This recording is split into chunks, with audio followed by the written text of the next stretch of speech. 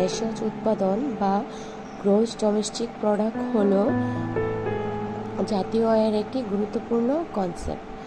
মোট দেশজ উৎপাদন হলো কোনো নির্দিষ্ট সময়ে, সাধারণত 1 বছরে একটি নির্দিষ্ট সময় নির্ধারিত থাকে, অর্থাৎ জাতীয় আয়টা সাধারণত 1 বছরেই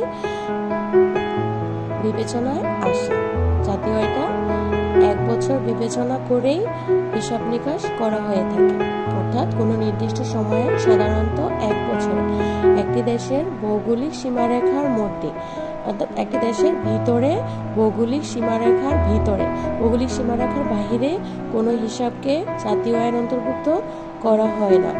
মধ্যে যেসব দ্রব্যসামগ্রী ও সেবাকর্ম উৎপাদনের প্রয়োজন হয়, একটি নির্দিষ্ট সময়ে ভৌগোলিক সীমারেখার মধ্যে যেসব দ্রব্যসামগ্রী সেবাকর্ম উৎপাদনের প্রয়োজন হয় বা উৎপাদন করা হয় তার আর্থিক মূল্যকে, যেসব দ্রব্যসামগ্রী উৎপাদন করা হয় তার আর্থিক মূল্যকে মোট দেশজ উৎপাদন বলা হয়ে থাকে বা গ্রোস ডোমেস্টিক প্রোডাক্ট হিসেবে গণ্য করা হয়ে থাকে।